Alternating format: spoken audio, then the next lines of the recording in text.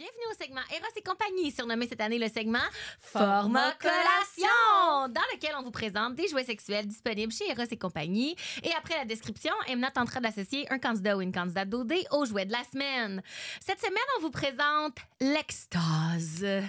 Découvrez l'équilibre parfait entre vibration interne profonde et stimulation externe alléchante avec l'extase, conçu pour cibler simultanément... Excusez. Ça a bougé. Ça a bougé? Oh! Conçu pour cibler simultanément le point G et le clitoris, il est doté de 2 moteurs puissants, chacun offrant 10 modes personnalisables pour explorer votre rythme de plaisir unique. La partie interne incurvée, j'imagine que c'est le... C'est trop fort dans les écouteurs. C'est le petit bout qui bouge, là. Oui. Bon, la partie interne incurvée offre une stimulation ciblée du point G. Ah non, ça doit être la grosse affaire. Ben, je sais pas. Je suis pas certaine de comment ça fonctionne quand je regarde. Pour les gens à l'audio, on est vraiment désolés, là, ça... Les segments Eros sont mieux sur YouTube, mais bref. Tandis que la partie externe est équipée d'un stimulateur rotatif qui masse délicatement le clitoris. Ah oui, OK. Fait que la grande branche, c'est pour le dedans. Oui, et ça, c'est pour le dehors. Et le site web nous dit que le petit pour le dehors, ça imite la sensation d'un toucher expert. Rien de moins. Élégant, ergonomique et facile à nettoyer. Il est plus qu'un simple jouet. C'est une porte ouverte vers un plaisir personnalisé et respectueux de votre corps. Mais ne vous fiez pas qu'à la description. Fiez-vous aux commentaires très queer-friendly de Sarah et Flo qui nous disent « Roule ta bille! » Enfin, un jouet qui comprend l'expression « se rouler la bille ». Merci, Eros, d'avoir en tête le plaisir féminin. Ma copine et moi l'adorons. Ça s'invente pas, les commentaires. Alors, Emna, dis-moi, si l'extase était un candidat ou une candidate au dé, qui serait-il? Alors, dans la description, ça disait donc que il y a 2 moteurs distincts. Alors, ça ressemble un petit peu aussi à un dragon. Donc, j'irais avec le dragon à 2 têtes, Arnaud et Anthony. J'irais avec ça. Il y a aussi dans la description, à un moment donné, ça dit que l'extase a une douceur luxueuse. Ça m'a un peu fait penser à Anthony puis ses commentaires sur le prestige d'une femme qui a un faible body count. Et aussi, selon les commentaires, le roule ta bille, etc.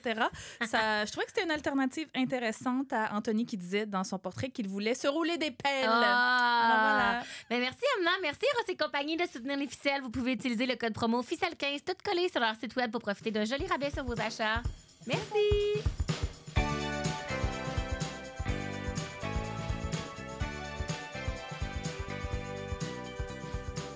Bonjour à toutes et à tous. En ce mercredi 12 novembre 2025, vous écoutez Les Ficelles, le podcast féministe sur Occupation Double Chypre. Nous sommes présentement dans les studios de Virage Sonore. Autour de la table aujourd'hui sont réunis Emma Achour. Bonjour. Florence Ferraris. Allô. Et moi-même, Amélie Faubert. On vous parle aujourd'hui de l'intimité spectacle, des mâles alpha et d'OD comme une campagne électorale. Bonjour tout le monde! Il y a un petit moment d'attente, mon intro. Là. Bienvenue au Ficelle, Florence! Merci de l'invitation. Ben oui, merci d'avoir accepté notre invitation après le gros automne que tu as eu. Parce qu'en effet, ben, pour celles et ceux qui ne connaissent pas Florence, elle est formée en journalisme et en études urbaines. Tu as couvert pendant plus de 10 ans quand même les enjeux de mobilité et d'aménagement urbain. On a notamment pu te lire dans Le Devoir, où tu as signé la chronique sur la route entre 2014 et 2019. Et ton plus récent livre qu'on a recommandé ici au Ficelle, oui. Nous serons un village au cœur de la ville, vient de paraître aux éditions Atelier 10. Et puis, ben, à temps perdu, comme ça, tu travailles en politique municipale. Elle vient d'ailleurs de clore, ben, c'est un automne rocambolesque comme directrice de la stratégie et du contenu de la campagne de Projet Montréal. Peux-tu nous parler de ton rapport à Occupation Double? As-tu eu le temps d'écouter Occupation Double cet automne? Oui, ben c'est ça. En fait, j'ai pas eu le temps. En fait, mon automne, c'est vraiment résumé à une campagne électorale, c'est-à-dire travailler dans un petit local sur le boulevard René Lévesque 7 jours sur 7, 24 heures sur 24. En fait, je pense même que les journées ont plus que 24 heures quand on est dans une campagne électorale. Mais c'est intéressant parce que je me suis posé la question, parce que j'écoutais OD, tu sais, autrefois, en fait. Jadis. Oui, c'est ça, jadis. J'ai commencé à écouter OD en 2017 quand Jay a pris la barre de l'émission. Puis, fait que là, je me suis posé plus de questions dans les derniers jours pour voir un peu, tu sais, c'était quoi mon rapport. Je me suis rendu compte, en fait, que depuis que je travaille en politique, moi, j'ai commencé à travailler en politique municipale fin 2021, donc après la précédente campagne électorale. Et depuis ce temps-là, Occupation Double ne fait plus partie de ma vie. Puis c'est ça, je disais à Emna tantôt, je pense que c'est too close to home. Vous allez voir, il y a quelque chose de dans l'intensité, dans les gamiques de pouvoir, dans les jeux de stratégie qui sont quand même très similaires à ce qu'on vit en politique. Ça s'apparente aussi un peu à une gang de camp de jour, gang de camp de vacances. On n'est pas très loin non plus. Fait que, donc, c'est ça. Mais mon rapport à OD date quand même, c'est ça, je l'écoutais en 2017 quand ça avait repris, en fait, en ondes. J'étais en congé de maternité à ce moment-là. Puis c'est le fun, un congé de maternité. C'est lumineux, avoir un bébé, mais en même temps, c'est isolant beaucoup aussi. Tu es toujours un peu en décalage horaire avec le restant du monde. Donc, je me souviens qu'à ce moment-là, tu sais, OD était un peu une fenêtre sur le reste de l'univers. J'avais des amis aussi, avec qui, justement, j'étais un peu en décalage horaire, mais on se retrouvait, le dimanche pour l'écouter. Okay. On était capable, on échangeait des trucs sur les quotidiennes. Fait que ça m'avait comme permis de me rattacher au monde à travers comme les boires, le cododo, puis toutes ces affaires-là. Puis j'avais vécu un peu la même chose en 2020 pendant la pandémie, quand il y avait eu OD chez nous. Là aussi, j'avais eu, senti cette espèce de cohésion ou d'esprit de corps, finalement, qui se développe à travers la télé-réalité ou la culture populaire. Fait que voilà. Mais dans les dernières semaines, j'en ai écouté quelques-uns en rafale. J'avais quand même des collègues qui l'écoutaient. Des fois, après les débats, on écoutait les débats en gang, puis comme ils laissaient le grand écran, puis ils se faisaient des rattrapages. Wow. Débat des chefs, c'était d'élimination, même combat. Exact, même combat, vous allez voir. Fait que c'est ça, voilà mon rapport avec OD. Merci. N'hésite pas à intervenir si tu as vu des choses récemment, parce que Emna va nous faire de toute manière un résumé avec ses faits saillants. Oui, avant ça, j'aimerais souligner que tu n'as pas dit dans sa bio, et ça, je pense à la faute à Florence, parce que tu aurais dû le mettre dans ta bio, que nous avons étudié ensemble. Oui, ça devrait être dans ta bio, je fais juste dire. Je me disais, qu'est-ce que j'ai oublié? J'ai copié-collé ce que Gab m'a envoyé. Oui, tu n'as pas dit qu'on a étudié ensemble, et tu n'as pas dit qu'on a pleuré ensemble à la fin de la grève en 2012. En tout cas, oui, peut-être que nous en reparlerons. Oui, on s'est vraiment fait des amis pour la vie avec la grève, parce que Solène, qui est notre co-animatrice à temps partiel cette année, là, puis moi, on s'est connus pendant la grève aussi en 2012. Voilà, ça tisse des liens. Oui, vraiment. Alors, pour mes moments de la semaine, la gang, plusieurs ficelles-ou-ficelles-ounes ont poussé un soupir de soulagement dimanche après l'élimination du tous joueur de hockey. Qui c'est qui vous avait prévenu qu'il serait vraiment deg dès le jour 1? Bibi. Never underestimate. Non. Moi, je me suis réconciliée avec sa présence à OD à cause de ta chronique sur les plots à POC. Tu t'es réconciliée? Oui, j'étais comme, thank God qu'ils ont mis un joueur de hockey parce qu'Emna a pu faire cette chronique. Okay, genre, moi, ça m'a réconciliée avec sa présence. Oui, je comprends. Mais je voulais juste dire, never underestimate l'intuition d'une neurospicy qui a travaillé dans des boys clubs. Juste dire. Il y a eu beaucoup de manigances et de discussions sur à Pépito Sangria dimanche. Ça changeait de tête de turc comme ça changeait de top 1. J'ai eu un peu de misère à suivre. Mais même si j'étais confuse, j'étais vraiment pas aussi mêlée qu'Alexandra dimanche. Ouais, petite chouette qui avait un peu moins vocabulaire que Monsieur Anthony. Ça faisait aucun sens, qu'est-ce qu'elle disait. Elle était vraiment très saoule. Mais juste saoule, parce que c'était beaucoup, je sais pas combien qu'elle en a bu. La table était très longue aussi, oui. on nous a dit après. Là. Oui, c'est ça, la table était longue. Oh là là, la caméra, je l'ai réécouté, il y avait des choses que j'avais pas remarquées dimanche. J'espère que la salade de Damien était assez bonne pour justifier qu'elle ait coupé la parole à tout le monde pour manger la salade de Damien. En fait, moi, je me suis demandé comment ça se fait qu'il l'avait laissé boire autant. Comme ça m'étonne qu'il n'y ait pas une nounou à quelque part à un moment donné qui fait comme, OK, time out, on arrête les caméras. Mais il n'y avait pas des éditions où est-ce qu'il les limitait? Dans genre 2-3 canettes, me semble, on a déjà eu cette conversation-là, mais... Mais tu sais, tilim, là, c'est tout c'est ça, entre tilim, puis j'ai pas de vocabulaire. Il me semble qu'il y a eu une petite limite de... Ça fait certainement partie, je pense, du top 3 des gens qui ont été les plus sous à Occupation Double. Oui, c'était... En tout cas, on lui souhaite d'avoir bien dormi cette nuit-là. D'avoir bu beaucoup d'eau. Voilà. Il y a eu beaucoup de pépites, dignes d'OD pépites aussi cette semaine. Comme Sébastien qui veut constamment semer des graines. Faut qu'il arrête de semer des graines, arrête. Sème des idées, sème des doutes, sème pas des graines. Mais il l'a dit genre 158 fois. On a aussi vu une Cindy très cocky toute la semaine, j'ai envie de dire, pauvre petite, qui croyait vraiment avoir bien cerné tout ce qui se passerait et qui était convaincue que si Annie et Damien avaient une décision à prendre concernant la prochaine élimination en voyage, jamais ça désavantagerait son couple à elle. est tombée de haut en tabarnane quand Annie et Damien ont décidé de retirer Cindy Matisse Mais de la leur table de logique était délibération. tout à fait impeccable. Pour Ouais. vrai, comme la manière qu'ils l'ont expliqué, j'étais comme... Parce qu'ils ont dit, vous avez déjà eu des gros avantages dans les dernières Mais semaines. même plus que dans les dernières semaines, ils ont eu 2 votes la semaine passée. C'est Ouais. à cause d'eux autres que, comme, never forget, Catherine et Cédric sont partis. Je l'ai encore à travers la gorge. Exactement. Fait que, tu sais, c'était assez logique. Puis là, bon, qu'est-ce qui est arrivé? Mais là, Cindy était vraiment déçue, puis elle était vraiment fâchée, puis elle a pleuré. Puis, hear me out, je suis une hypersensible. Je pleure constamment. Comme, I know what it feels like, but do you know what else I know how it feels like? White woman tears, OK? Puis là, je me suis fait critiquer beaucoup de l'avoir mentionné en début de saison que ce que Cindy faisait devant Annie, c'était souvent des white woman tears. Mais croyez-nous, femmes de la majorité globale, we know white tears when we see them. Ça veut pas dire que Cindy est profondément raciste ou qu'elle a fait ça intentionnellement, mais je pense que c'est souvent ça le problème dans le racisme, c'est que c'est inconscient, c'est que c'est insidieux. Puis, par hasard, c'est toujours dirigé vers la seule femme noire. Fait que, bref, je pense quand même que Cindy semble être une personne capable d'écoute et d'introspection. Fait que je lui souhaite d'être assez humble quand elle va regarder les émissions pour faire un petit examen de conscience puis checker ses privilèges avec beaucoup d'amour et de bienveillance. Mais au-delà de ça, ça sortait vraiment de nulle part. Tu sais, il y a des Ben, fois où c'était je un peu comprends, là, démesuré. c'était très démesuré, sa réaction. Là. Ça avait aucune commune mesure, en Oui, fait. c'est ça. Puis elle a eu c'était des beaucoup. tu sais, il y a eu d'autres moments où est-ce qu'elle a pleuré dans l'aventure as one hypersensible does.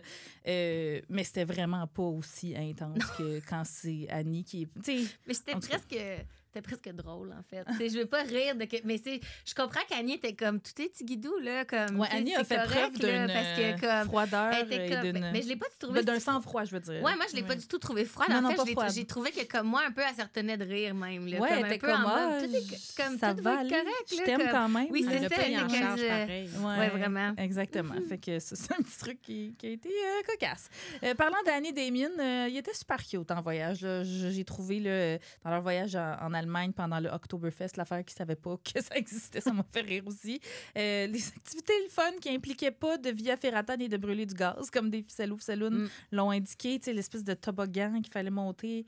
Puis l'espèce de truc qui tourne, puis là, faut pas tomber, que Annie a gagné d'ailleurs. En tout cas, c'était cocasse. Ils n'ont pas dormi ensemble, ce que beaucoup de gens ont souligné aussi. Bon, Ben, je veux après. dire, c'est cohérent, là. comme- C'est cohérent, exactement. C'est le mot qu'on dit. Après ça, je veux dire, moi aussi, j'ai été quelqu'un qui, longtemps dans ma vie, je voulais pas faire chambre commune, dans le sens avec des hommes qui me plaisaient, pas parce que j'avais peur de leur sauter dessus, mais parce que justement, je voulais pas que quelque chose arrive nécessairement dès le premier soir. Mais c'est vrai que là, je me dis, avec le peu de fois qu'ils se voient à OD, ça aurait peut-être été cool qu'ils puissent au moins parler ça aurait la été- nuit, tu Ça sais, aurait- tout ça. Je veux dire, je pense pas que c'était vraiment une option. En tout cas, je vais pas rentrer dans le terrain glissant de Damien et sa religion, mais je veux dire, ça se pouvait pas. Là. Il aurait jamais pu... tu sais, je veux dire, il prône quand même de pas tenter d'aller en voyage. Il dit à Oui, des c'est ça, couples sur selon ses TikTok, tu sais, vidéos. allez pas Ouais. en voyage ensemble parce que comme vous allez tenter un peu le diable entre grosses guillemets. C'est ça, nous, mais on le comme- savait pas, mais semble-t-il que it's a thing. De pas tenter, comme tu Fait que dis. j'imagine que lui-même allait pas se mettre dans une posture où il allait comme s'auto-tenter, je sais pas, mais C'est ça. comme le C'était contraire. pas très surprenant. Non, moi j'ai zéro été surprise. Le contraire m'aurait extrêmement choquée là, Ouais. qu'il aurait proposé ça. Mais pas choquée dans le sens que... Mais bref, vous comprenez ce que je veux Oui. dire, mais... Tu continues de prêcher par l'exemple. Là, Oui, aussi, c'est là, ça, Quand il tu as des faut- plateformes. Là, Exactement. donc, C'est ça. C'est cohérent, C'est comme ça, tu l'as dit. Unpopular opinion. Matisse grew on me. Mais... Attends. Attends. Quand il a fait son appel, mais ça me touche tout le temps, les appels aux familles, là, dans les semaines. Mais là, il parlait avec sa sœur, puis il a l'air d'aimer tellement sa sœur, puis d'être tellement admiratif de sa sœur. Puis the bar is on the floor, là, n'est-ce pas? Mais j'ai trouvé ça adoucissant. C'est quoi le mot? Attendrissant. Adoucissant. Adoucissant, comme un bon fleecy. Je le trouve doux. Il fait des crêpes en cœur. Je sais pas. Je l'ai trouvé des crêpes roses pour Cindy. Je dis pas que je le daterais. Non, Il mais pourrait je être veux mon dire, moi, fils, là, Mercure est en mais- rétrograde, là, fait que j'imagine que c'est pour ça que tu dis quelque chose comme Non, ça au mais micro. il est mais clueless, comme- il sert à rien, mais il nuit pas à Cindy, mettons. Il lui fait pas du mal. Contrairement à toutes les autres dudes, j'ai l'impression. C'est pas un Avec leur stratège. girl. C'est pas un stratège aussi, peut-être. Mais quoi, en tout cas. Bon, c'est sûr, après, quand il a dit la phrase, j'ai découvert que Cindy était drôle jusqu'à ce moment-là. Je pensais qu'elle était pas vraiment drôle. Bon, là, j'ai fait. Bon, là, Mathis, tu t'aides pas, là, comme j'essayais de te défendre. Et en tant que femme humoriste qui se bat tous les jours contre le boys club dans son milieu, fuck you, Mathis, finalement. Shout-out à JP qui, tu sais, Death Taxes, puis une quote vraiment drôle de JP par semaine. Elle a dit « J'étais un peu mouillée, mais j'étais dans l'eau, fait que ça paraissait pas. » Ça, c'était merveilleux. J'ai tout aimé. Sa meilleure quote, c'est les sables, c'est le climat. Son climat à lui, c'est les sables mouvants. Oui, J'ai tellement ri, là. Le petit effet sonore m'a fait beaucoup rire. Oui, ça aussi. Oh mon Dieu, une le machine à climat quote. des sables mouvants, incroyable. J'ai tout aimé. Parlant d'expression, il y a Béatrice qui a utilisé la, j'ai envie de dire, désuète expression Bros before hoes. Je pensais que c'était resté en 2004, genre dans l'émission Entourage. She's gonna learn so much dans son bac en sexualité. Oui. She's gonna learn so much. Je lui souhaite. Il y a une ficelle qui a dit exactement ce que j'ai pensé à ce moment-là. Elle a dit qu'elle préférait fries before guys. C'est une phrase que j'utilise beaucoup.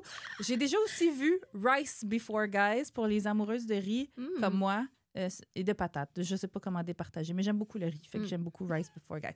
Voilà. C'est aussi cette semaine que JP et Max ont eu leur maison de l'amour. Oh que JP a qualifié de meilleur sexe de sa vie. Let's go, Maxime! À Béatrice. Et que Béatrice a fait « Ah, moi aussi! » On y a tous cru. Oui, je vais en reparler dans ma tu vas chronique. en parler, parfait.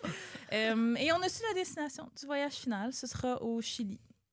Tant de débordements possibles, mais ça, c'est tout le temps possible avec les candidats d'OD, peu importe où est-ce qu'ils vont. Mais j'ai trouvé ça cool qu'on a vu l'espèce d'enthousiasme de Damien qui disait comme « Ah, l'espagnol, c'est ma langue maternelle. Genre, j'ai trop hâte de pouvoir la parler. » J'ai trouvé ça cool. Il y a quelqu'un, je pense que c'est Simon, sur le thread de la semaine, parce que là, maintenant, on fait un thread du dimanche sur notre page Facebook, mais je fais aussi un truc qui s'auto-alimente. Là, moi, j'ai pas le temps de checker ça la semaine, mais les gens vont commenter. Puis Simon était comme, je pense qu'il dit quelque chose genre, je suis quand même surpris qu'il savait que c'était pas juste un plat, comme un repas.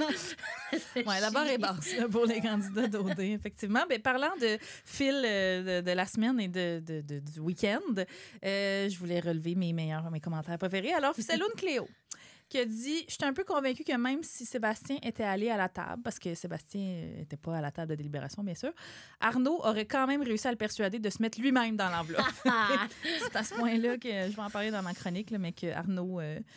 tire les ficelles. Il y a Ficelloune Mylène qui a dit « Coudon, Arnaud s'est pas rendu pour Judge Judy. » Ça m'a fait rire. Ça m'a fait beaucoup rire. Il y a Ficelloune MP qui a dit « Seb pue de la personnalité. » Je pensais que t'allais dire qu'il puait du blanc. Non, mais non. On va pas là. On le sait pas. On est pas là. Mais pue de la personnalité, je trouve que ça vient encapsuler. Bon. Exactement. Ça goûte, ça sent pas bon. Ficelloune Catherine qui a dit fuck Sébastien. C'était la première fois que j'ai entendu ça. Sébastien et Arkno. Je choisis Vladimir de la princesse astronaute. C'est venu chercher quelque chose dans ma nostalgie enfantine. C'est clairement la personne qui a fait un commentaire. Tu penses? Ben oui. Parce qu'ils ont annoncé à Télé-Québec, tu sais, là, ils annoncent qu'il y a plein d'émissions jeunesse qui vont repasser sur les plateformes de Télé-Québec. Puis là, ils ont annoncé Pimpon il y a quelques mois. Puis là, ils ont annoncé La princesse astronaute. Oh, wow. Puis là, j'ai commenté, parce que moi, La princesse astronaute, c'était mon émission favorite, genre, mon Dieu, m'offendre.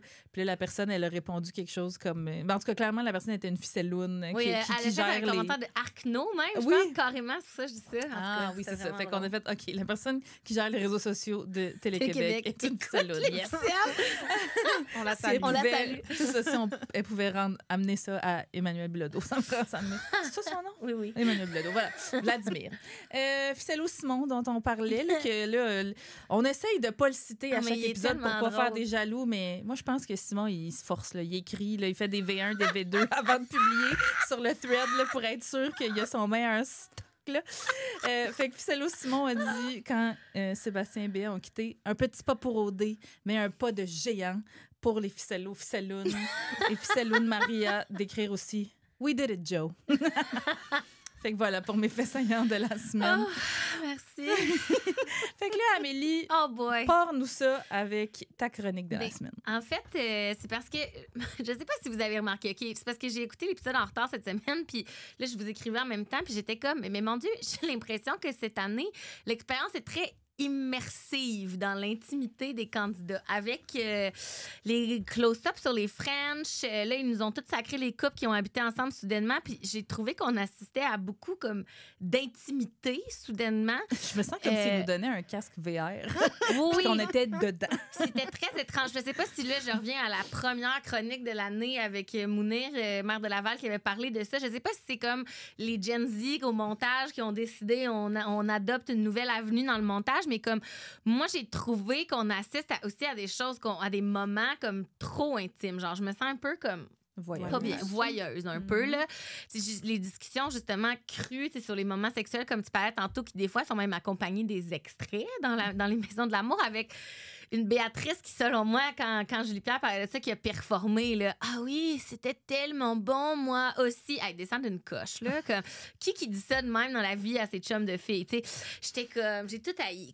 Puis on a même vu, surtout, en fait, c'est ça qui a été l'élément déclencheur pour moi. On a même vu le couple Mathis-Cindy se frencher langoureusement dans un lit, à côté d'Arnaud et Lauriane qui faisaient comme la même chose, dans le même plan de caméra. Puis Damien qui était comme, oui. Oh, I'm out. Puis moi, j'étais comme, moi aussi, pourquoi vous me forcez à regarder? Comme, j'ai pas, c'est ça. Comme tu dis, là, c'est comme on se sent presque dans la pièce avec eux. Puis comme, moi, je me suis demandé, mais voyons, comme, c'est trop? Qu'est-ce que je suis en train de regarder? Puis pourquoi je continue de regarder ça? Comme, j'étais un peu fascinée, honnêtement, mais aussi un peu dégoûtée. Comme, je sais pas presque trop. Presque de la porn, là. Ben, ça filait comme... Ça filait que j'aurais pas dû être en train de regarder ça. Comme, je sais pas. J'ai trouvé qu'il y avait beaucoup de... Cette semaine en particulier, de proximité physique puis des échanges. Tu sais, même des couples qui se chuchotent dans l'oreille. C'est quasiment du ASMR parce qu'ils vont essayer... Hey, Arnaud, à un moment donné, il chuchotait à Lauriane dans l'oreille quelque chose. Puis là, j'étais comme... Pourquoi? C'est mouillé. Là. Oui, tu sais, comme... Fait que non. Fait que là, après ça, je me suis dit, mais est-ce que c'est même vraiment leur intimité qu'on voit? Parce que, tu sais, on peut partir de la prémisse qu'AOD, ce qu'on voit, c'est une représentation de l'intimité. Tu sais, c'est sûr qu'ils sont un peu dans la performance. C'est une intimité qui est montée, qui est mise en scène, mise en musique. Il y a même des effets de montage qui nous font rire, tu sais, dans certains moments, les premières fois, surtout qu'il y avait des rapprochements, tu sais, avec les espèces de... Les monteurs ont du fun, là, tu sais. Fait que là, je me suis posé la question, tu sais, on peut comme difficilement passer à côté du male gaze quand on parle de ça, quand on regarde des extraits comme ceux de dimanche. Le male gaze, là, on a déjà fait des chroniques là-dessus officielles, mais mettons, pour juste un petit rappel, là, c'est le regard masculin de la caméra. Là. C'est un terme qui a été inventé depuis les années 70 par une dame qui s'appelle Laura Mulvey pour parler d'un regard qui transforme les femmes en objets de désir visuel. Puis là, j'ai lu, même dans leur moment de vulnérabilité, il y a comme une couche de plus qui est comme, oui, les femmes sont toujours transformées en objets de désir, mais encore plus quand ils sont comme vulnérables. Puis je trouvais que c'était intéressant pour OD parce que, ben oui, là, c'est un regard de male gaze. On sait que la prod, il y a beaucoup de gars qui collent les shots dans la prod à OD. Fait que, tu sais, mais les filles à OD, ils vivent beaucoup d'émotions intenses, tu sais. Mais ils sont quand même sexualisés à travers les plans, tu sais. On va voir souvent dans des confessionnals, ils vont les amener en bikini en train de parler de certaines choses, tu sais. Ils vont quand même les mettre en scène pour qu'on voit, qu'on ait accès quand même puis beaucoup à leur... plans on en a parlé au début de la saison, tonton, fesses. Oui, c'est ça. Beaucoup. Ouais. Puis dans les mêmes années que la théoricienne du male gaze, il y a un autre monsieur, John Berger, qui disait que les femmes apprennent à se regarder en train d'être regardées. Mm-hmm. Let that sink in, là. Comme on apprend à se regarder en train d'être regardé. Fait que c'est dur d'imaginer, en fait, que c'est pas ça qui se passe à OD en ce moment. Moi, je pense que c'est sûr qu'ils performent une intimité qui est comme consciente d'elle-même. T'sais, ils se savent observer. Ils savent, c'est sûr, ben, je veux dire, ils disent là, des affaires comme Arnaud, le Québec, c'est pas mieux que moi, comment mon couple va. Mais comme le Québec, au final, c'est lui qui colle la shot. Fait que j'ai pas tout compris pourquoi on dirait qu'il tasse de côté le fait que c'est quand même important que le Québec aime ton couple. Mais bref, ça, c'est un autre sujet de chronique. Mais je pense qu'ils peuvent pas penser que le Québec sont en train de les regarder se licher les amygdales. Fait que même dans un moment comme les maisons de l'amour, ils peuvent pas complètement évacuer le fait qu'ils sont en train d'être filmés, qu'ils savent, qu'ils sont... Puis qu'éventuellement, ils vont être commentés, analysés, pas juste par nous, là, par comme plein de monde, puis peut-être même qu'ils peuvent devenir des mimes sur les réseaux sociaux. T'sais, comment on fait pour être complètement authentique avec quelqu'un quand on sait que quelque part ailleurs de ce moment-là, il y a comme quelque chose qui existe à propos de nous. Je sais pas. En tout cas, c'est ça qui m'a habité toute la semaine en regardant les... Comprenez-vous ce que je veux dire? Oui. Je sais pas si dans l'intensité, tu gardes, par exemple, cette hyper-conscience-là. Parce que clairement, tu sais, puis on l'a vu au fil des saisons, tu sais, plus ça avance, plus les candidats sont hyper conscients de la game, des mécanismes, des stratégies, puis du fait que, justement, ils sont filmés tout le temps. Mhm. En même temps, quand tu te retrouves dans cette bulle-là hyper épaisse d'une production comme ça, je sais pas à quel point tu continues à réaliser que le monde autour de toi continue d'avancer. J'ai aucune idée, honnêtement. Et que donc, que les caméras sont des fenêtres et des miroirs de ce que tu es en train de vivre, t'sais. Parce que tu perds un peu, puis j'y reviendrai, mais tu perds un peu la notion du reste du monde quand tu es pris dans une bulle comme ça, je pense. Bien, en fait, ça fait un peu lien avec ce que j'allais dire parce que moi, quand je les regardais Frencher goulûment hier sur le lit puis le Damien qui avait comme « nope », je me suis comme questionnée sur la notion du consentement même. Je me suis demandé, est-ce que, tu sais, on peut vraiment consentir librement à montrer son intimité comme ça dans un contexte où c'est comme littéralement la condition préalable pour exister à l'écran. Puis là, Damien puis Annie sont possiblement les premiers candidats depuis genre Caroline et son boy à Blainville qui ont refusé de Frencher à Paris parce qu'ils voulaient pas s'embrasser devant les caméras. Genre, moi, j'ai souvenir que c'est arrivé une fois dans toute l'histoire d'OD. Mais comme puis Damien puis Annie, ils French quand, tu sais, je veux dire, ils s'embrassent quand même, mais eux, ils sont très pudiques, mettons. Puis il y a des gens sur le thread aussi qui disaient que c'était intéressant de voir un couple qui présente pas complètement son amour de la même façon. C'est ça, son amour de la même façon, mais ça reste que pour aller à OD, tu sais, particulièrement cette année, je pense qu'ils ont choisi des gens qui étaient extrêmement willing d'être comme sexualisés puis d'être mis en scène puis de devoir se montrer comme dans l'intimité. C'est sûr que ben oui, tu sais, je veux dire, ils signent un contrat, on le sait, là, fait qu'ils savent c'est quoi la game OD, mais je sais pas si je me suis questionnée à savoir est-ce qu'ils mesuraient vraiment ce que ça veut dire, mettons, d'exposer leur corps comme ça, leurs émotions, leur vulnérabilité à des centaines de milliers de personnes. Tu sais, Julie Pierre qui arrête pas de niaiser, grand-maman, écoute, je n'aurais pas fait ça avec Maxime, alors qu'elle a fourré, là. C'est vraiment le mot, là. Je m'excuse, là, mais elle a fourré. Good for her, là, mais... Puis tu sais, quand la prod, il essaie aussi de cadrer un moment intime, tu sais, est-ce qu'il respecte, mettons, la limite entre là, ça c'est un être humain, puis nous, on veut donner un spectacle? Comme, est-ce que, tu sais, est-ce que c'est éthique? Tu comprends ce que je veux dire? Oui. Comme, c'est quoi la limite éthique, mettons, ou est-ce qu'ils vont la franchir comme délibérément pour capter qu'est-ce qu'ils pensent que les spectateurs, spectatrices, ils veulent voir, tu sais? Puis après ça, je me suis dit, mais c'est vraiment ça qu'on veut voir? Je sais pas. Tu sais, moi, je dis tout le temps, j'aime ça les moments humains, mais moi, je parle plus de comme des discussions ou comme des moments où pas des white tears, là, tu sais, mais tu sais, des moments touchants, des choses comme ça, comme toi, t'aimes beaucoup les moments belles, tu sais, comme que tu disais. Mais moi, c'est ça que je parle quand je dis c'est le fun d'avoir des moments humains ou comme j'aimerais ça avoir des conversations touchantes qui sont sincères, pas nécessairement... Ouais, ben, tu sais, puis je suis pas une personne prude pantoute dans ma vie, là, vous le savez, mais on dirait que j'étais comme, wow, c'est beaucoup le dimanche. Là. Ben, je trouve que c'est, encore une fois, cohérent avec l'espèce de tendance too hot to handle, show Netflix, machine à saucisse, là. C'est ça qu'on dit? Usine à saucisse. Usine à saucisse. Machine à saucisse. Usine à saucisse de comme, non, c'est pas des êtres humains, c'est juste des produits, les gens vont rire d'eux, les gens vont aimer le fait qu'ils sont complètement dans la montée de la droite, tout ça, puis on va laisser ça vivre de même parce que ça me fait faire du cash. Ben merci. Est-ce que tu fais le lien? Ben, ma chronique s'en va un peu dans tous les sens, mais en faisant des recherches pour essayer de comprendre qu'est-ce qui m'avait dérangé, j'ai lu des citations d'une sociologue qui s'intéresse à l'amour. Là. Elle s'appelle Eva Illouise. En tout cas, j'espère que j'ai pas massacré son nom. Puis, ben, elle explique que, justement, le capitalisme a transformé nos émotions en produits. Comme tu viens de le nommer parfaitement, que comme... qu'aimer aujourd'hui, ou en tout cas être en relation, c'est aussi performer. Puis que la sincérité, ça devient un peu un argument de marketing. Fait que je trouvais que c'était vraiment on point pour Occupation Double parce que, tu sais, c'est un peu ça le cœur d'OD quand même, là, l'amour, tu sais, c'est brandé comme une expérience de marque quasiment. Tu sais, des voyages qui sont sponsorisés, des décors qui sont un peu comme parfaits, bien placés, avec des placements de produits pour qu'on voit le bord de la Abitibi en arrière-plan, tu sais. Et Oktoberfest, présenté par la Abitibi. J'espère vraiment qu'ils ont pu boire une vraie bière allemande.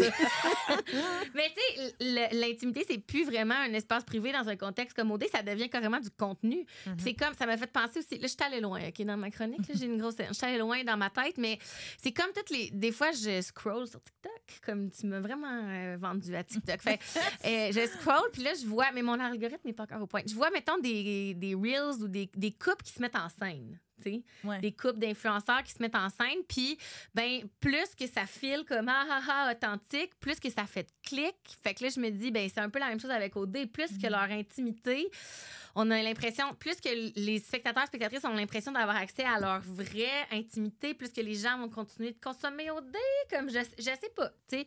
Mais moi, je trouvais que c'était trop, là. Comme je les regardais, ce Frenchie, puis j'étais comme, moi, j'ai pas consenti à ça. En tout cas, si eux, ils ont consenti, moi, maintenant qu'il y a plus comme tant de stratégie, que les couples se matchent, puis tout, est-ce qu'il est vraiment nécessaire de nous montrer tout ça to this extent? Tu sais, qu'est-ce que ça nous apporte de plus? Je comprenais pas le plus-value, puis je voulais que tout le monde parte. Donnez-nous des nouveaux couples, je pense. Pensez avec votre ASMR de langue. Avez-vous eu cette impression-là depuis le début de la saison que ça va trop loin au niveau de... C'est parce que moi, j'ai la mémoire de Doris dans les mots, fait que j'arrête pas de me demander si c'est-tu de même à chaque année, puis je m'en rappelle pas, mais je pense qu'il y a beaucoup de gens qui ont soulevé que c'était peut-être pire cette année que les autres années. Mais oui, moi, tout ça m'écoeure. En fait, pour conclure, j'ai lu aussi un truc par rapport au male gaze au début de mes recherches. C'est Bell Hooks, qu'on a parlé la semaine passée, qui propose qu'elle nous invite en fait à développer un regard critique. Elle dit en gros que quand on nous montre des images, il faut se demander pour qui elles sont faites puis qui elles servent, ces images-là, pour comme essayer de déconstruire un peu tout ça. Puis moi, j'ai vraiment l'impression qu'à OD, même les scènes qui sont en ce moment comme intimes ou comme qui nous montrent, comme qui nous brandent, comme les couples comme étant des vrais couples pour un peu encourager la méritocratie, bien, ils sont vraiment là pour influencer le vote final, là, pour faire un bon show. Moi, je les sens semi-sincères. Là, comme Béatrice qui essayait de vanter les prouesses sexuelles de Sébastien, là, où ils croient pas tant tout le temps, tu sais, à leur performance. Puis, je vous dis pas qu'on devrait pas regarder ces scènes-là. Là. J'ai écouté l'émission moi aussi. Je me questionne juste pourquoi. Pourquoi ils sont allés là cette année? Pourquoi ils ont décidé de nous montrer de la sexualité d'une manière aussi comme décomplexée, sans nécessairement faire de travail ou préalable? Genre, on dirait que c'est comme faussement woke de comme démocratiser la sexualité comme ça d'une manière choquante. Comme, je sais pas, j'ai pas... Après ça, moi, j'ai même fait un parallèle. Puis je conclue là-dessus, Gab, inquiète-toi pas. Mais parce qu'on n'avait pas beaucoup de temps aujourd'hui pour enregistrer. Mais je me demandais même comme... Tu sais, mettons, je vois souvent des reels qui disent comme quand vous datez une nouvelle personne, ben là, est-ce que si t'as pas soft launch ta nouvelle date sur Instagram, est-ce que tu dates vraiment cette personne-là? Genre, tu sais, le fait de comme exposer des pans de sa vie intime, tu sais, est-ce que... Là, à OD, ils font ça comme fois 40 000. Ils ont comme pas le choix. Là. Ils sont en train de rencontrer une nouvelle personne qui veulent potentiellement dater. Puis nous, on voit tout. On va avoir tout vu. Ils peuvent pas comme cultiver un peu leur jardin intime. Mais en fait, c'est parce qu'à ce moment, je me questionne beaucoup aussi sur comme mon rapport aux réseaux sociaux. Puis je pense que dans les dernières années, je me suis rendue vraiment accessible sur Instagram. Puis là, j'essaie de mettre des limites. Je ressens comme peut-être un petit peu plus de pudeur à partager des choses aux gens. Puis je me dis, mais eux autres, my God, genre, comment tu rattrapes ça après? Comment tu reviens dans ton couple, comme dans une vraie intimité? Comment tu fais pour cultiver ça quand ton couple a starté devant comme des milliers de téléspectateurs où tu as dû performer comme... d'être comme ensemble sous les caméras. Bref, ça me fascine. Peut-être qu'un jour, on recevra une personne qui a été à OD qui pourra nous expliquer comment ça marche. Ou dans une télé-réalité en général. Oui, c'est ça. Parce que encore plus quand je me dis que le vrai geste féministe, en fait, peut-être, c'est de résister à cette logique de devoir tout le temps tout montrer de nous puis partager des choses privées juste pour le fun. T'sais, peut-être que revendiquer le droit comme au non-dit puis à des moments qu'on partage pas. Mettons, moi, mon ex, il aimait vraiment pas ça figurer sur mon Instagram. Ça l'intimidait beaucoup d'exposer sa vie privée à des gens qu'il connaissait pas, tu sais. Puis là, ben, mon presque nouveau chum, ben, je le pose pas vraiment non plus. Puis c'est pas parce qu'il veut pas. C'est juste qu'on dirait que je suis comme, tu sais, c'est vraiment nécessaire que les gens voient sa face. Puis ben, c'est ça. Fait que peut-être que les candidats d'OD vont réaliser dans le chalet, quand il y aura plus de caméra, que c'est pas ça que c'était pantoute, qu'est-ce qu'ils pensaient que c'était, là. Fait que, ouais, je me questionne un peu là-dessus. Je sais pas. Puis je sais qu'il y a plein de nuances à ça, puis il y a plein de facteurs qui expliquent que one does s'inscrire à OD. Mais justement, tu t'inscris à OD, tu le sais que tu vas dater à ciel ouvert. comme si tu veux être discret et subtil, ça marche pas. C'est pas cohérent avec s'inscrire à OD. Mais en même temps, ça va tellement plus loin que les autres années. Ouais. Moi, c'est ça vrai que je une trouve. Culture qui a changé, cela dit, avec les Too Hot to Handle, justement, où on a comme tout monté d'un cran. autant pour le public qui s'est habitué, qui a développé aussi un appétit pour ce genre de contenu-là, que pour les candidats qui décident. T'sais, j'ai écouté le dernier, puis j'ai écouté le premier épisode pour essayer de me remettre dans le bain.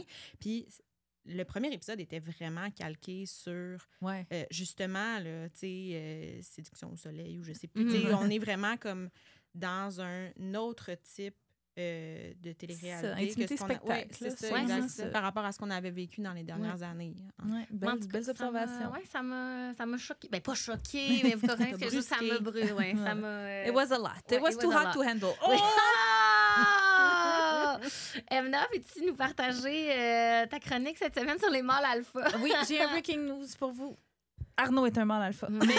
Mais pas dans le sens d'Andrew Tate mâle alpha ou gars du Lucide podcast mâle alpha, mais dans le sens de chimpanzé. Alors, je m'explique. Dans l'émission de dimanche, j'ai eu un peu peur pour Annie Damien parce qu'à un certain moment, c'est le couple qu'Arnaud disait vouloir éliminer. Puis, puisqu'il a changé d'avis aussi souvent dimanche qu'il a coupé la parole à des femmes depuis le début de l'aventure, j'étais comme inquiète. Parce que cette élimination-là, on l'a toute constaté, c'était l'œuvre d'Arnaud. Dès qu'il a décidé que c'en était fini pour Sébastien, probablement parce qu'il voyait son couple comme une menace ou quelque chose du genre, ben c'était terminé. Puis, c'est pas la première fois qu'il, comme je l'ai dit tantôt, tire les ficelles depuis le début de cette saison. Ce qui lui a valu, dans notre thread du dimanche sur TikTok, un peu partout, même sur les réseaux sociaux en général, le titre de mâle alpha. Mais, selon un article de la journaliste scientifique québécoise, que tu connais peut-être, Gabrielle, Kathleen Couillard? Oui, me fait signe de oui. De l'agence Science Presse, une vraie source cette fois-ci. Le concept de mâle alpha qui nous vient des animaux n'est pas toujours bien compris. Alors, permettez-moi de vous dire qu'en zoologie, OK, on va là aujourd'hui, l'idée qu'un individu puisse dominer complètement son groupe n'est pas nouvelle. En 1802 déjà, l'entomologiste suisse Pierre Hubert avait déjà développé le concept de relation dominante en observant, attention, les bourdons. Bon. Oh! OK? Je pensais pas que oui, non, moi non plus. Après ça, en 1921, il y a le zoologiste norvégien Thorleif Skjelderup Ebbe, mon norvégien n'est pas à point, je m'excuse, avait décrit, lui, comment certains poulets avaient un accès privilégié à la nourriture par rapport aux autres de leur groupe. Ça, c'était de l'alphaïsme, voilà. Et en 1947, finalement, c'est Rudolf Schenkel, un spécialiste du comportement animal, qui a introduit... Je sais, c'est assez absurde, mais c'est bien d'avoir du backstory. Okay. Il a introduit le concept du mâle dominant, ou donc de l'animal alpha, dans sa description des relations d'une meute de loups en captivité. C'est souvent à ça qu'on pense quand on dit mâle alpha. Finalement, des études ont démontré que c'était pas tant de même que ça fonctionnait dans les meutes de loups, mais bon, le concept a plus tard été transposé chez les primates. Et c'est ainsi qu'en 1982, le primatologue, oui, c'est un titre, Frans de Waal, a popularisé le terme mâle alpha dans son livre Chimpanzee Politics, Power and Sex Among Apes.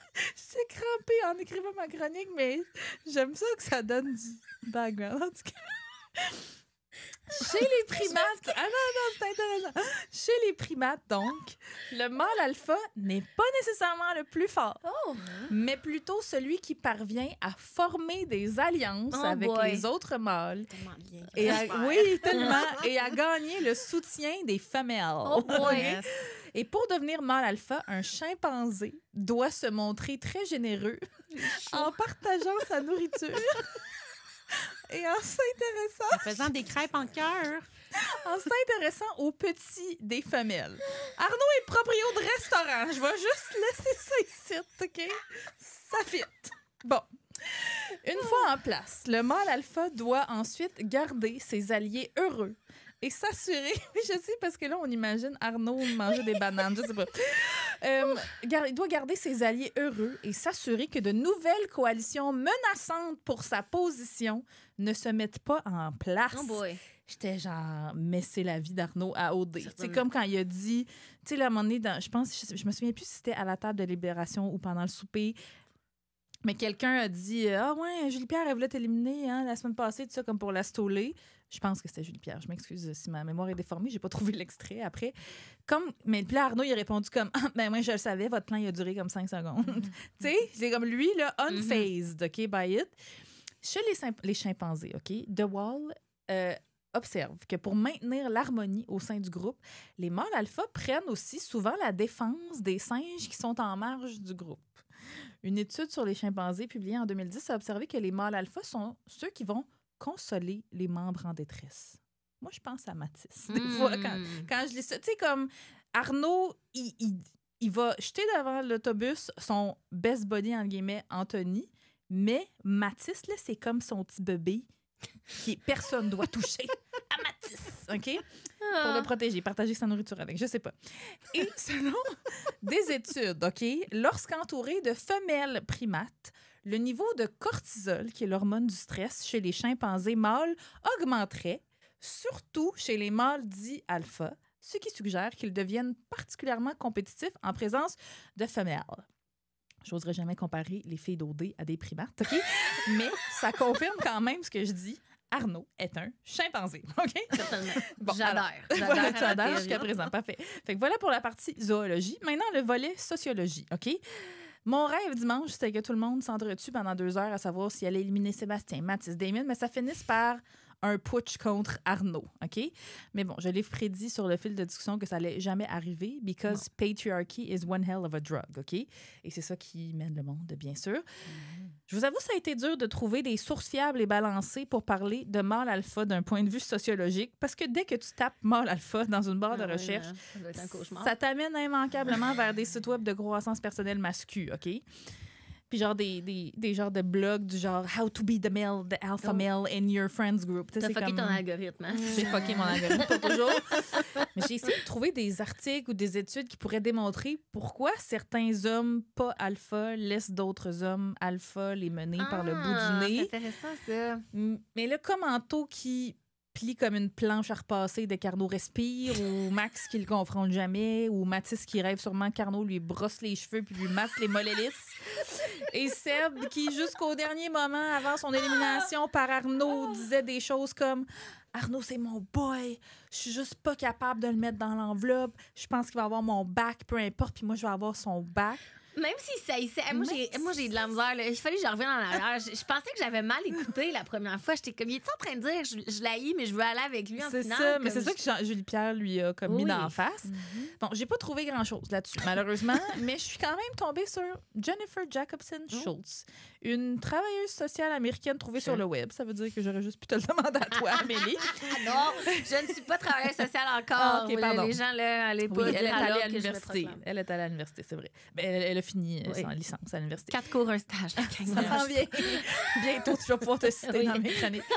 Alors, elle suggère 9 traits pour repérer un mâle alpha humain dans le dating. OK? Oh! Bon, alors, je vais les dire en rafale. La confiance, les habiletés de leadership, la régulation des émotions, l'affirmation de soi, un charisme inné, le fitness, le courage, l'ambition et des habiletés sociales plus élevées que la moyenne. Mais tout ça, c'est pas nécessairement négatif. Non. Mais ça m'a un peu gossé, justement, qu'elle parle de tous ces traits-là comme des qualités 100% du temps. Il y avait comme pas tant de nuances. Même... Surtout le fitness, qui est comme qui ben, met la ça... puce à l'oreille, qui est quelque chose de weird. En gros, mais... elle disait que les hommes qui prennent soin de leur corps et de leurs muscles et de tout ça sont souvent vus comme des mâles. Mais c'est ça. C'est pour ça que je dis, là, c'est ça. Ça a été dur de trouver des choses qui n'allaient pas dans ce sens-là. Mais quand même, plus tard dans son article, elle parle de 13 façons de dealer avec un mâle alpha quand tu es en couple avec.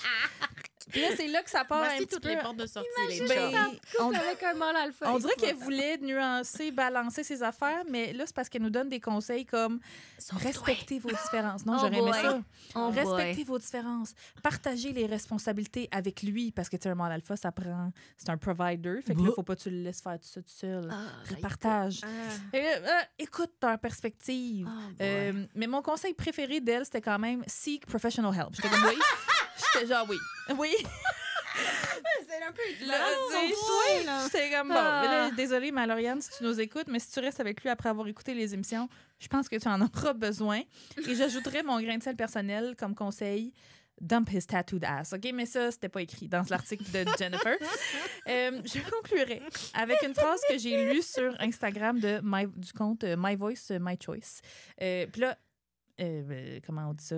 Pas trigger warning, mais avertissement. Ça parle d'hommes violents. Je dis pas que c'est le cas d'Arnaud exactement, mais le fait qu'il soit persuadé d'avoir toujours raison puis qu'il impose constamment sa vision à tout le monde sans laisser les autres donner leur avis frôle quand même un petit peu une certaine forme de violence. Fait qu'appliquez la prochaine citation en conséquence. Alors, ça disait « Tous les hommes bénéficient des actions des hommes violents. » Ça garde, là, c'est une traduction libre, ça garde les femmes droites. C'est « keeps women in check ». Ça permet aux hommes de ne faire que le strict minimum et être satisfaits d'eux-mêmes. L'existence des hommes violents permet aux, en guillemets, bons hommes de recevoir des trophées pour être un humain de base décent. Est gentil. Et le patriarcat est un sport d'équipe. Fait que je blâme Arnaud, je blâme tous les gens qui laissent Arnaud faire, puis go les chimpanzés. Voilà. C'est ma chronique du jour. Là, on va peut-être continuer de rire parce que Florence, tu vas nous faire une belle comparaison entre OD et une campagne électorale. Ah oui, j'ai hâte. Oui, puis il y a plein de choses, en fait, qui vont avoir des liens avec ce que vous avez dit. C'est formidable. Fait que je me suis dit que j'allais vous parler de la seule affaire que je connais en ce moment, soit une campagne électorale, parce que ça résume pas mal mon automne. C'était ça, vous parlez de conciliation, travail, famille. Ça aurait pu une autre chronique. Ça n'a pas super bien été, là. Ça ne fit pas avec une campagne électorale. On salue mon coparent qui a fait sa job. Donc, c'est ça. Tu sais, comme je disais, j'écoute plus OD depuis que je travaille en politique. Je m'en étais pas vraiment rendu compte, en fait, que j'avais arrêté. Puis, tu sais, j'y réfléchissais, puis je me disais, ça doit être à cause de l'intensité, tu sais, c'est un rythme de travail. Je travaillais dans un cabinet politique avant de sauter du côté de la campagne. Mais, comme je disais, je pense que c'était juste trop proche. Tu sais, je me suis rendu compte que je m'étais pas en tout cas, je m'étais pas assise devant l'émission pour poser justement cette deuxième lunette-là, tu sais, cette perspective-là politique qui, pourtant, est, ma foi, fort présente. Puis, ça permet de voir la game différemment. La game qui a beaucoup changé quand même là, dans les dernières années là, par rapport à ce que j'avais écouté en 2017. De dire, on est dans une autre affaire. Déjà, la game des influenceurs n'est pas la même. Mais aussi la manière dont, justement, chaque candidat, mais même, tu sais, je dirais, chaque personnage développe sa propre stratégie, développe aussi son identité publique à travers ça. Souvent, ils arrivent même déjà avec peut-être une perspective, ce qu'ils veulent être comme joueurs dans cette grande game-là. Fait que j'ai trouvé ça intéressant de m'y replonger avec les clés de compréhension que j'ai aujourd'hui.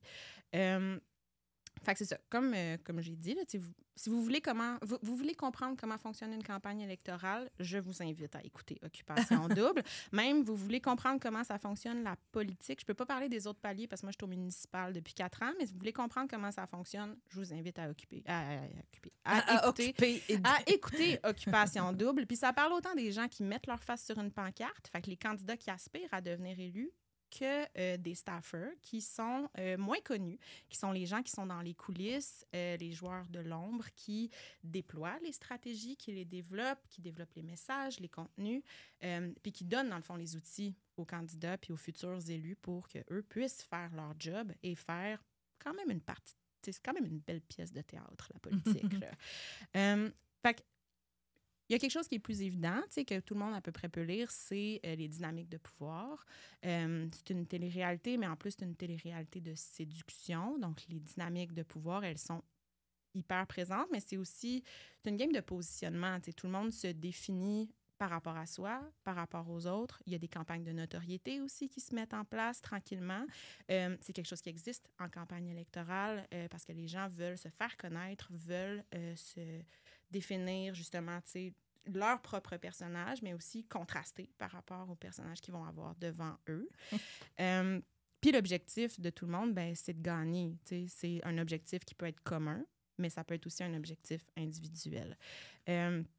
On le voit aussi à travers les différents personnages, puis avec les rôles distinctifs qui se déploient puis qui s'activent. Fait que il y a les stratèges, on en a parlé un petit peu tantôt. Ils sont très masculins, hein, de manière générale, là, autant en politique qu'à OD. Là, puis les stratèges, c'est ceux qui cookent. C'est une expression que je ne connaissais pas jusqu'à dimanche. Puis Colin, ça coûtait en tabarouette là, en fin de semaine. Fait que ça, c'est ceux qui planifient les prochains moves. C'est ceux, justement, qui s'occupent de réfléchir à ça va être quoi la prochaine étape, c'est quoi le message qu'on veut développer, comment on veut positionner l'autre aussi. Il y a une stratégie en politique qui est d'essayer de faire perdre du temps à ton adversaire ou de l'occuper minimalement à quelque chose qui n'est pas sa propre stratégie. Si vous avez suivi un peu les dernières semaines de la campagne électorale, c'est quelque chose qui s'est déployé de part et d'autre, selon les différentes équipes. Puis, c'est une stratégie qui existe puis qui te permet, en fait, de contrôler l'espace médiatique ou de prendre, finalement, ta place. Parce que pendant que l'autre s'occupe de, comme, ramasser un peu les pots, ben toi, en attendant, ben tu peux déployer ta propre stratégie et occuper l'espace comme tu le veux. Puis pendant que toi, tu t'occupes de ce que l'autre te fait faire, ben tu t'occupes pas de toi-même non plus. Tu n'es pas en train de regarder qu'est-ce qui pourrait se déployer autrement. Comment ça s'appelle déjà le rôle des personnes en politique là, qui disent certaines choses aux médias? Ça a un nom. Les attachés de presse. Oui, puis mais il y a un autre. C'est ça. Parce que mon amie, elle faisait ça avant, mais... Mais ça m'a... dans le sens de vraiment contrôler un message puis d'envoyer aux journalistes des trucs précis. En tout cas, c'est des radars. Oui, les spins. C'est du spin, oui, c'est ça. On y vient. Là. Ah, OK. Parce que c'est ça, il y a les stratèges, il y a les gens qui s'occupent des opérations puis de la mobilisation. C'est vraiment la base d'une campagne électorale. Hein. Les gens pensent qu'on gagne une campagne avec des idées puis du contenu puis une vision. Lol. Non, c'est pas comme ça qu'on gagne. On gagne en allant taper à toutes les portes. Avec l'argent puis le vote ethnique, oui. Voilà. Oui, exact. Mais tu sais, on gagne en créant des alliances, en ayant les bonnes personnes derrière nous puis en s'assurant que ces gens-là finissent par sortir le jour du vote. Ce qui est fascinant avec OD, c'est que les électeuristes sont à la fois les gens qui participent et justement le monde. Les candidats. Oui, c'est les candidats, mais c'est aussi le reste du Québec. Puis c'est vrai que des fois, je pense, quand tu es pris dans ta bulle d'intensité, tu oublies que c'est pas juste une game avec tes amis qui sont autour de la table le dimanche soir, tu sais, quand tu essaies de comme...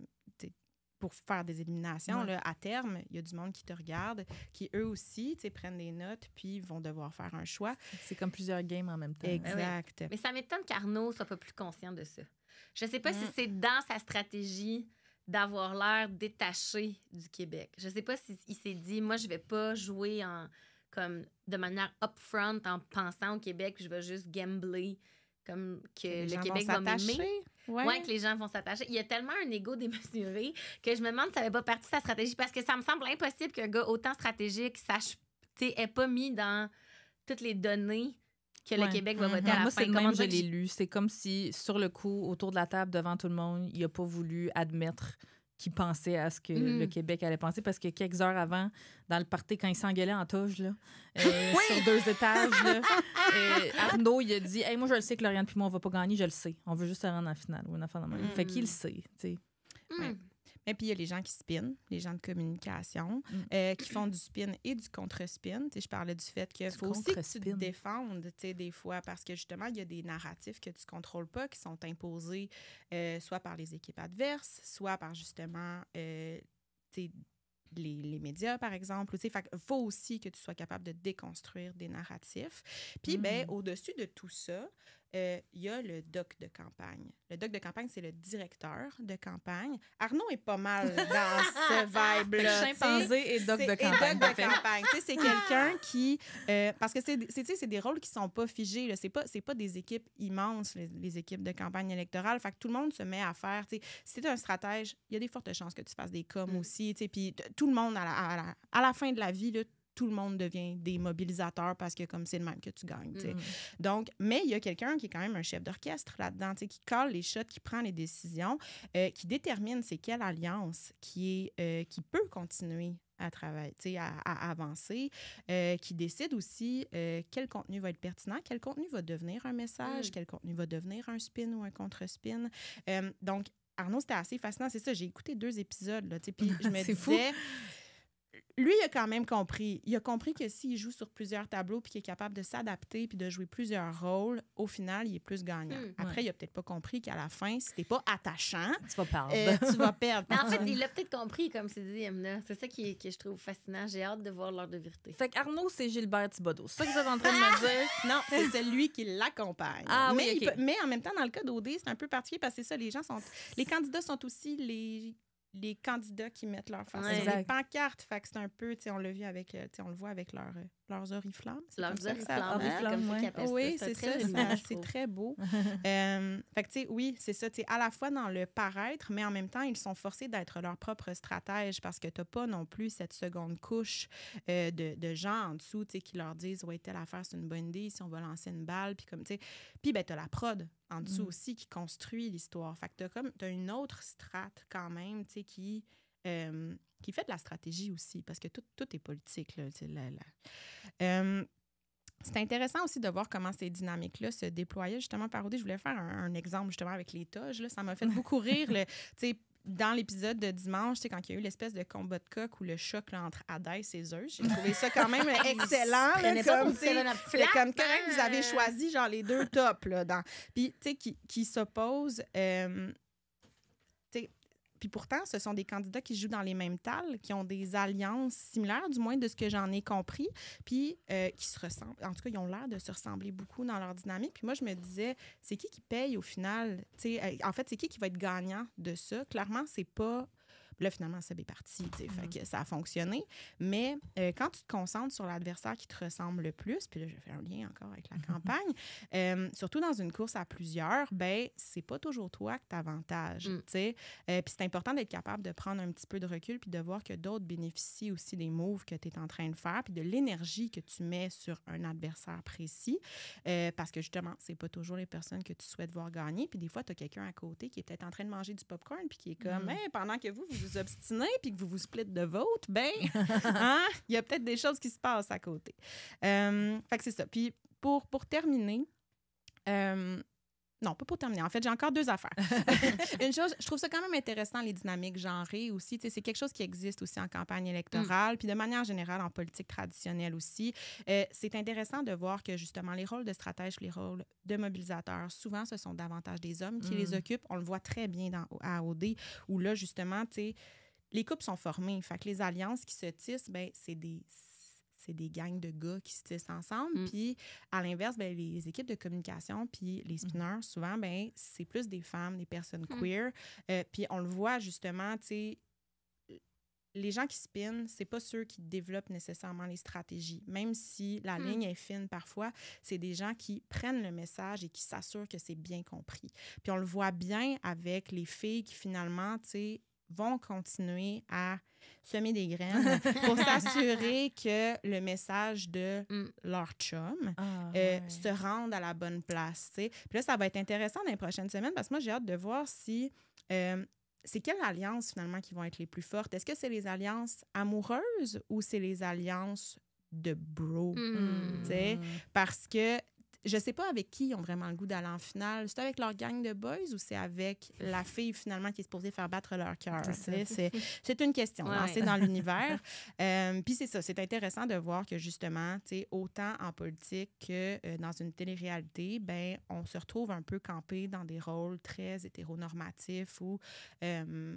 on est pris dans ces gamiques-là, puis c'est une lutte constante pour faire de la politique autrement et pour, comme justement, exister autrement que dans les rôles qui nous sont attribués à la naissance et avec lesquels on se bat tous les jours. Finalement, dernière affaire, on en a parlé un peu, il y a l'intensité aussi. C'est probablement le parallèle le plus fort. Une campagne électorale, c'est... plus que 24 heures dans une journée. C'est du 7 jours sur 7 pendant 45 jours et chaque jour a l'air de 5. Ça tisse des liens excessivement forts entre les gens. Puis tu sors de là, que tu gagnes ou que tu perds, tu as l'impression que cette gang-là, c'est ta famille pour la vie. C'est la même chose, en fait, à OD. Tu les vois agir, se dire « je t'aime, OD », mais « je t'aime pareil ». Puis s'appeler mon chum, ma blonde, alors qu'ils se connaissent depuis 4 secondes d'écart. Puis en même temps, je suis à peu près persuadée qu'ils y croient parce que l'expérience qu'ils sont en train de vivre, il y a à peu près personne d'autre qui va la comprendre, à part peut-être d'autres candidats, mais même là, tu sais, c'est tellement... C'est comme un train à grande vitesse en feu. Il s'en va par en avant. Fait que, tu sais, je pense qu'il faut... En tout cas, je leur souhaite beaucoup de douceur quand même quand ils vont redescendre parce que tu n'as pas le choix de redescendre à un moment donné, peu importe l'issue que tu aies gagnée ou que tu aies perdue. Puis après, il faut que tu te tiennes avec les gens qui l'ont partagé avec toi parce que sinon, ça t'échappe un petit peu. Fait que voilà. Bienvenue dans le ventre de la campagne. T'as-tu dit « je t'aime » campagne électorale à quelqu'un pendant la campagne? Je t'aime Projet Montréal. Je t'aime Projet Montréal. Ah, c'est cute. Merci, c'était très intéressant. Tellement. Pour les prédictions, les filles, on est rendu là, mais là, on pense qu'il reste seulement 3 épisodes avant la fin.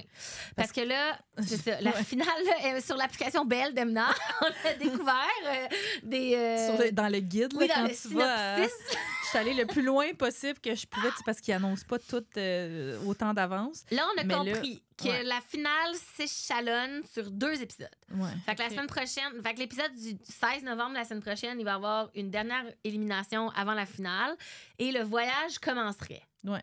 Puis le 23 novembre, selon les descriptions encore, ça serait la finale et l'heure de vérité aurait lieu le 30 ça novembre. disait pas, on n'est pas sûr pour l'élimination. Peut-être que l'élimination va se faire dans la semaine, je sais pas. Effectivement, mais il ferait pas 2 semaines. Mais non, il ferait pas 2 fins de semaine.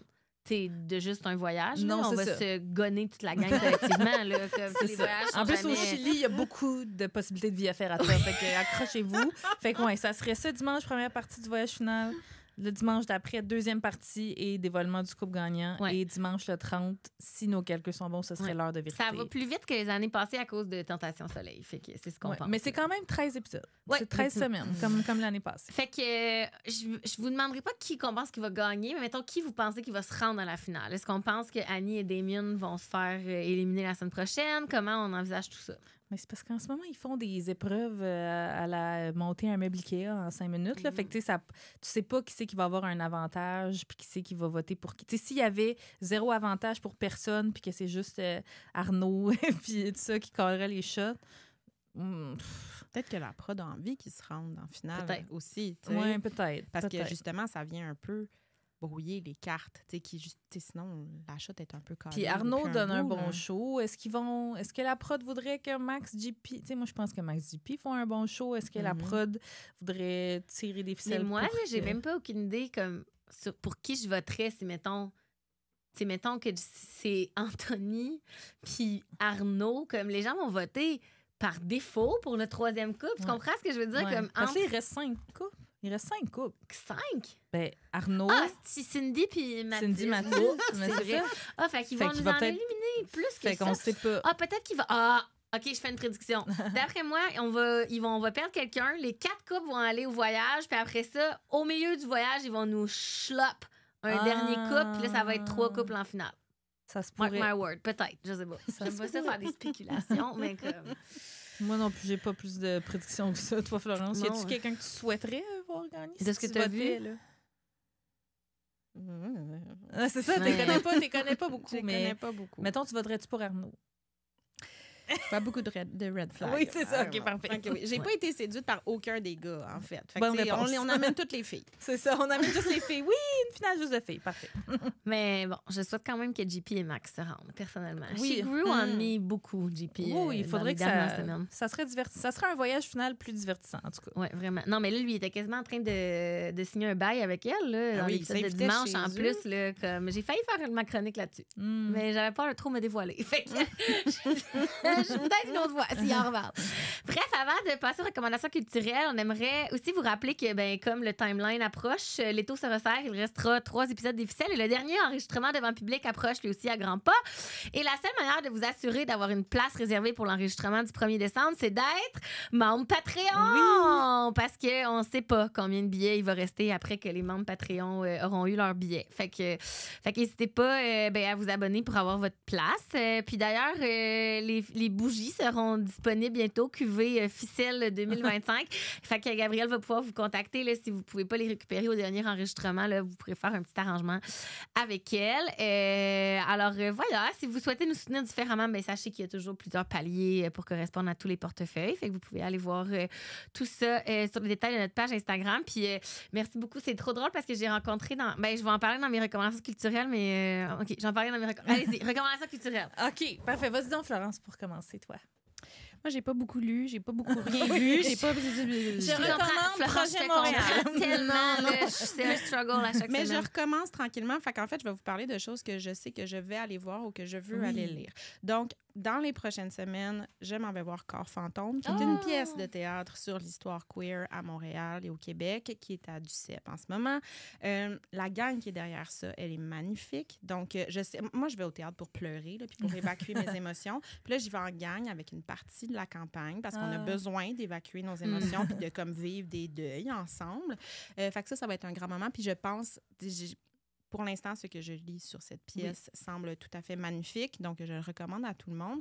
Dans les autres choses que je veux lire dans les prochaines semaines, il y a Résister, un tout petit essai de Salomé Saké, qui traite entre autres là, de la montée de l'extrême droite qui arrive à nos portes, mais qui traite aussi du fait que pour faire face à ça, il faut résister dans la joie. Je pense que ça clôt vraiment bien mon automne, parce que là, on pense nos plaies, on sera là pour organiser la résistance ensuite. Yes. Puis je pense qu'il va falloir le faire en ayant du fun.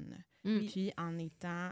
moi, je suis très fan de Kill Them With Kindness. Donc, je pense que ce sera ça l'attitude à avoir dans les prochains mois, les prochaines années. Donc, voilà, Résister de Salomé Saké. Oui, et en s'entretuant pas au sein même de la gauche. Non, voilà, exact. On prend des notes.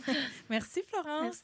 Oui, je vais y aller. Ah, ben vas-y, si tu veux. Alors, la saison d'OD tire à sa fin. Puis si vous voulez écouter autre chose qui n'a pas super bien vieilli, mais qui est encore divertissant, OK, je sais puis que vous avez envie de regarder quelque chose avec un regard critique, comme on le fait avec OD, ben, je vous conseille, attention, la série Les Frères Scott. Oui, je m'en vais avec ça.